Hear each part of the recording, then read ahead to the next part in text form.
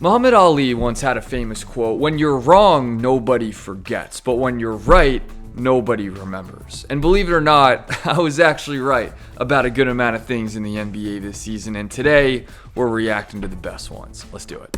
So the Knicks season ended last night, and now everyone... Okay, so this video I posted right after the Knicks got eliminated from the playoffs last year, and that Eastern Conference Finals loss to the Pacers. Important context. Asking, well, what's next? Because these guys kind of went all in on this season, and yet they just clearly weren't good enough. So here's the move I think they should make if they want to be a true contender. Nothing. I would do nothing. I'm serious. Like, sure, they can make some small moves around the fringes of the roster, but dude, it is insane the way we have no patience anymore. These guys made the conference finals in their first year together, and yet all I see is, oh, Kevin Durant, this. Boom.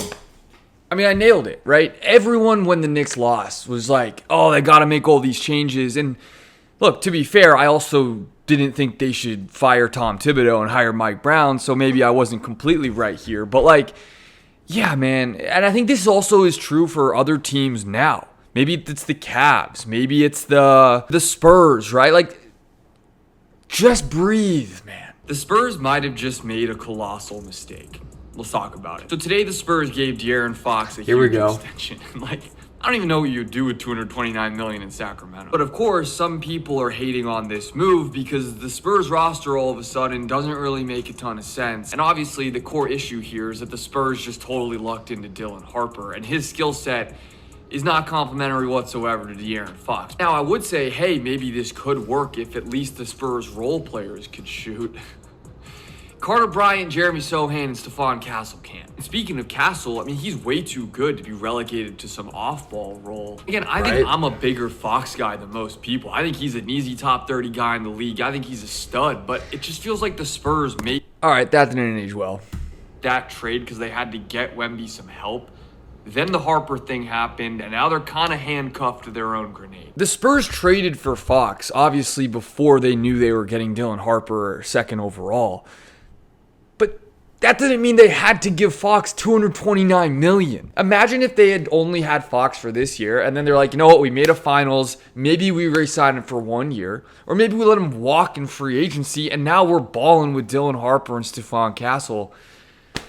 Instead, they're stuck with, like, maybe the worst contract in the NBA now. Real quick, what's funny about this, you can tell, like, the lighting looks a little strange in this video. It's because when the Cat trade happened, I was on a golf trip in like Arizona. That's also why I'm wearing the golf polo, and I like got home after the round to film this video in the hotel, and I didn't have any of my equipment. That's why there's no mic either. I don't know. Immediate gut reaction. I hate this for Minnesota. So here are the full trade details along with my grades for each team. See, Knicks fans, I haven't always hated on you guys. Knicks fans have thought that I hate their team for so long. But I like the Cat trade. The very first video that we reacted to was me saying that, hey, the core is good enough, run it back. So do the Knicks just completely suck now? I mean, right now, yeah, but here's why. This was in like January when the Knicks lost 10 of 14 games or something, and everyone was freaking out. I actually wouldn't be too worried. So last night, the Knicks got absolutely torched at home by the Dallas Mavs. I mean, they were down 30 just before halftime. And they've now lost 9 of their last 11 games. And the reason everyone's pointing to is that during that stretch, they have the 3rd worst defense in the NBA. Jazz, Nets, Kings, Pelicans are not the friends you want to have right now. But I would almost be more worried that they have the 5th worst offense during that stretch. So what's going on here? Well, for one, Jalen Brunson's missed 3 of those games, and Josh Hart's missed 7. Meaning guys like Deuce McBride are playing big minutes, and he's a good player, but that's definitely a down. Damn, the beard was crazy back then. I feel like it's, it's looking a little more trim now. That's a thick beard I had. Great defensively. A lot of people are blaming Cat, and I get it. His defense has been bad, and his offensive numbers are also down. Then a lot of people are blaming Mike Brown. And here's the thing, though. You can't now want Tom Thibodeau because he's a better regular season coach. That's not why you made that switch. Opposing teams are lighting it up from 3, which sure might be the defense. I also think there's some shooting luck there. Every NBA player has talked about how the part of January right before the All-Star break is so mentally and physically taxing. And for a veteran team that spent so much energy winning the NBA Cup last month, yeah, I think it's natural to have a tough stretch. I basically said Aaron Rodgers style, RELAX, relax. This losing streak the Knicks had, I didn't care. Making some moves, but also not just for the reasons you might think. So even dating back to last season, the Thunder's biggest weakness, if you even want to call it that, has been their offense. And specifically, like, when Shea's kind of struggling, who's that number 2 scorer? So funny to rewatch these now being post the playoffs. I made this video pre-trade deadline. Wow, this aged so well. It's actually nuts. There's also a Thunder team that has used their 2 most recent firsts on 2 guys who will play 0 minutes because of injury. And don't look now, but next year has the 2nd highest payroll in the league, with a projected $181 million tax bill. I mean, they have to do something. And the most likely outcome is that Presti doesn't pick up the team options on Isaiah Hartenstein and Lou Dort. Look, Presti doesn't have to do anything because this team is clearly still good enough to win the title, and if the ownership's cool paying the luxury tax, and hey, more power to you. But for a team with all of these assets that clearly has a weakness, I think the worst thing you can do is become complacent. Wow. Yeah, that aged so well. Because the Thunder thought they were too good. The Thunder thought they didn't have to do anything major at the deadline. They lucked into Jared McCain, who ended up playing a huge role for them. I don't know what they would have done without McCain in the playoffs. You can sit here and be like, well, if they were just healthy and AJ and J-Dub never got hurt, they still probably would have won it all. That's fine, but that's also part of the take. The depth of the team didn't play as well, right? Like, Lou Dort fell off. Aaron Wiggins, who they just traded, fell out of the rotation. Topic was hurt again. They could have acquired Lauri Markkanen. They could have gone after Trey Murphy and basically given up nothing, given that they have all of these draft picks and all of these expiring contracts, and they decided not to do it. They got cocky. They got complacent, and I do blame Sam Presti for that. I don't know what the Milwaukee Bucks are doing, man, other than they decided to wake up this morning and light this offseason on fire. So yeah, the Bucks shocked everybody this morning by stealing Miles Turner from their bitter rivals. 4 years, $107 million. Pretty good deal for a guy who can kind of just play the Brook Lopez role. Except to do it, they waived Damian Lillard and stretched the remaining $113 million on his contract, which I didn't even know you could do. I thought deferred money was only a baseball thing. But yeah, I think it's okay to feel like this is both a shitty way to treat Dame while also being kind of necessary. Except here's the problem. This team ain't moving me. And I know every team in the East right now is like, we should go all in because the conference is... This team sucks. Dude, I was so low on the Bucks going into this past season, and everybody was still like, oh, but they have Giannis. Man, everyone's forgetting how good Giannis is. This was never... The point was never Giannis. I love Giannis. I think Giannis is still a top 5 to 3, maybe even 3 guy in the league. The point was, people were trying to tell me a Kevin Porter Jr., Gary Trent, Kyle Kuzma team was going to make the playoffs in the East. Give me a break. Here are my official standings predictions for the NBA this season. What do you want me to say, dude? My Wizards are going to... Exactly. I had the Bucks finishing 12th. I think a healthy Brandon Miller plus Con Knippel and Ryan Kalkbrenner pushed the Hornets to the play-in. I'm a little bit lower on the Hawks than most people. I've already made a video about... The Hawks call is actually aging really well. People thought the Hawks had a chance to win the East after they acquired like Kristaps Porzingis and Nickeil Alexander-Walker. I was the one pushing back. I was the one saying, nah, I don't think the Hawks are actually that good. The Pacers, I mean, look, dude, like the Pacers just gave up. The Pacers had all these injuries beyond Halliburton. And then they just like completely tanked and shut it down for the season. I think they could have made the play-in tournament if they actually tried. I think the Celtics offense is still going to be unbelievable. I trust Joe Mazzulla to have them ready even without Tatum. And dude, the Raptors, they could be as high as 4 or as low as like 12. But exactly. Like everyone hated the Raptors too. And I was the one like, okay, when I look at all these teams, at least I know the Raptors defense is going to be good. Raptors ended up as the 5 seed. But the top tier of the East feels pretty clear to me. I do think the Cavs losing Ty Jerome's a bigger deal than anyone wants to admit, especially with Garland already hurt. Then over in the West, dude, Knicks won. Again, Knicks fans, I don't hate you guys. Never have. Still don't. Sorry. I know that's your underdog mentality speaking, but yeah, and then let's just ignore the Magic at 3. Don't worry about it. Booker is the only reason I think the Suns aren't the worst team in the NBA. that didn't age well. Once again, I think 2 through 10 in the West are going to be separated by like 7 games. Also, reminder that regular season standings are really more about health and how hard you're going to try. The Mavs 5, dude. Part of it too was like, I thought the Mavs were going to trade for a good point guard. But Nico Harrison and then whoever the GM is that they replaced him with just decided, you know what? We're just not. I sort of baked that in to thinking whatever, man. That didn't age well. Blazers making the playoffs did, though. I mean, come on. Now, real quick, I got to talk to you guys about the sponsor of today's video, Courtyard, because you guys know how big of a sports cards guy I am. And Courtyard is a marketplace and service that allows collectors like you and me to own and trade physical collectibles that are also stored in Courtyard's vault. Courtyard is pioneering the next generation of gamified shopping because shopping just got fun. Here's how it works. Courtyard lets you vault graded cards and have them digitized so you can trade instantly worldwide without having to do the whole, pack and ship thing every single time the card changes hands.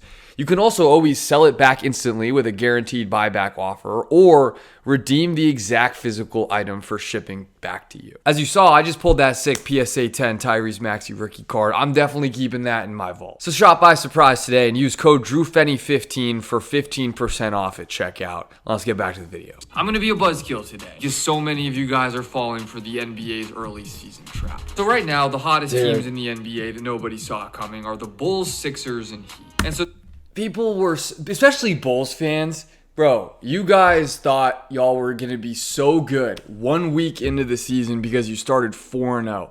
I had to make this video. And, oh my God, this aged well. Tell me this, do you think it's just a coincidence that the 3 teams with the best 3-point shooting differential are the Bulls, Sixers, and Heat? The Bulls especially are shooting 12.7% better than their opponents from 3. They have 4 different dudes shooting over 50% from deep. But if you've taken a stats class in your life ever, you know that sample size matters. Maybe I should just put it this way. Last year on Halloween, the Suns were 4-1. Oh yeah, and it works the other way too. Last year on the same date, the Pistons and Bucks were both 1-4. Which is all why I would actually recommend looking at the teams that are winning despite some of these things. Like the Knicks and Thunder haven't been shooting well so far. Wow, I don't even remember saying that. That aged well too. All right, here are the NBA players with the most to prove this season, starting with Emmanuel quickly. Obviously, he's just been hurt by injuries in Toronto, but even including those, if he wants to be known as anything more than the overpaid guy with the bad contract, and if the Raptors want to make the playoffs, he has to reach a new level as their point guard. I thought he was decent this year, but the injuries were still a huge story. He missed that series against the Cavs. Traded Chris Middleton, AJ Johnson, and a swap for Kyle Kuzma last year, and then he averaged 5.8 points per game in the playoffs. And speaking of guys who disappointed in the playoffs, Jalen Green is so talented, dude. Like at the end of the day, he was the leading scorer on a 52-win team last year, but the playoffs were not pretty. Cam Thomas decided to bet on himself by taking the qualifying offer this year. Is he Jalen Green or is he prime Bradley Beal? Everyone knows how big of a Paolo guy I am. Honestly, I nailed this. All of these guys, 1 year later, are still kind of in need of proving themselves. So maybe that means this video didn't age poorly because we didn't get any answers on any of these guys, or maybe they're just always going to be the same 7 players in this video. All right, here are my top 5 losers of the NBA draft. So loser number 1 is Ace Bailey. I mean, the guy said he didn't want to be in Utah. They take him anyway. We'll see if he actually ends up playing well for them. Loser number 2 is DeAndre Ayton. Back-to-back years now, the Blazers have taken a center round 1. I think his time in Portland is pretty much up. Loser number 3 is the Pelicans. I like Derek Queen, and I like Jeremiah Fears. I just don't like Derek Queen next to Zion in that front court. And they gave up their unprotected 2026 first. Don't like that move. Loser number 4 is the Phoenix Suns. Acquired Mark Williams, took Common Malawatch in top 10. Don't love it. And my loser is the Brooklyn Nets. Don't like any of their... Danny Wolf. So these guys came up to me. Shout out, I forget your guys' names if you're watching this. I know you guys are fans of the channel. I appreciate the love. These guys came up to me basically after the draft was over and I was filming. They were like, hey, can we be in a video? But what was crazy was the security was trying to kick me out.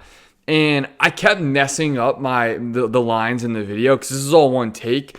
So we finally got it done, though. Security was nice enough to let us hang out inside Barclays for a little extra time. All right, here's the most overrated player on every NBA team. Oh, this should be good.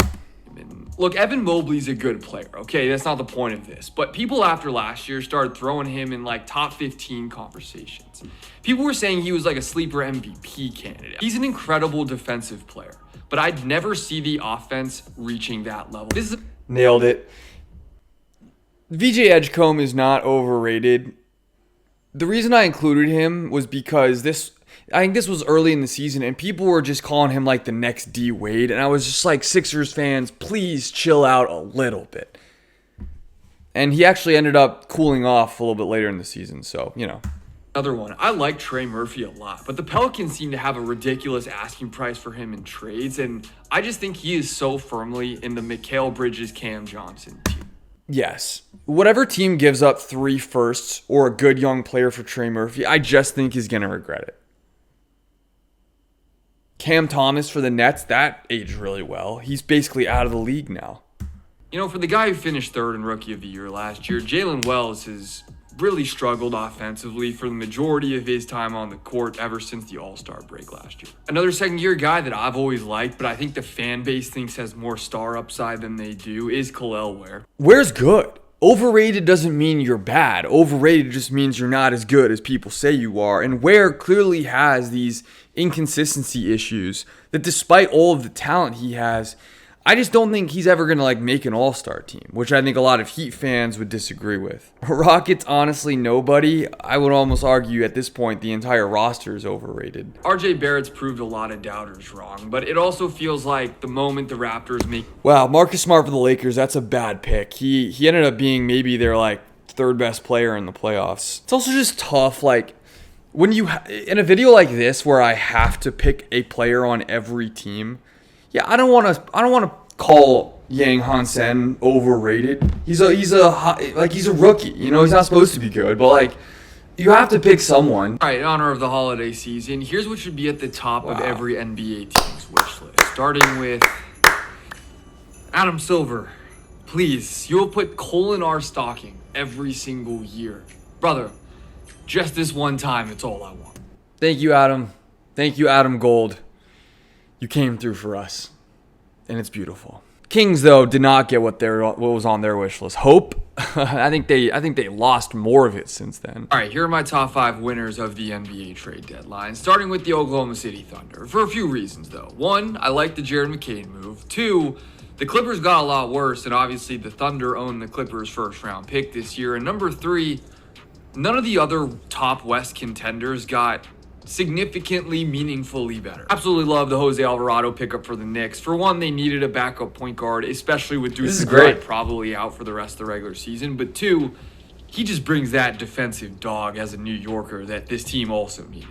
Well, which was the finals game that he just completely... It was the comeback, right? It was game 4? Unless it was game 2? I forget. Whichever finals game, Jose Alvarado played in the 4th over Mikal Bridges and just... hit like big shot after big shot. Alvarado, I mean, I don't think they win the title without Jose Alvarado this year. My Wizards are big winners, but I specifically think Trae Young's a winner because what the Wizards have now built with the idealized version of this roster is like Trae Young heaven. Especially now that he's getting $220 million in the next 4 years or whatever. I think the Pistons are already regretting not being more aggressive at the trade deadline. Yeah, and obviously, we all know exactly what I'm going to say here because you guys have heard me talk about what the Pistons were missing all year long. They didn't have the second scorer. And they so easily could have gotten a guy to help Cade. The Pistons front office not being aggressive enough might have costed the Pistons their best chance at a title they'll ever get in the Cade era, just given how weak the East was. All right, well, that's going to do it, guys. Appreciate you all watching to the end of the video. Longer video than you probably would have thought. But hey, I do get some things right every once in a while. Make sure to like and subscribe if you haven't already. Peace out. I'll see you guys next time.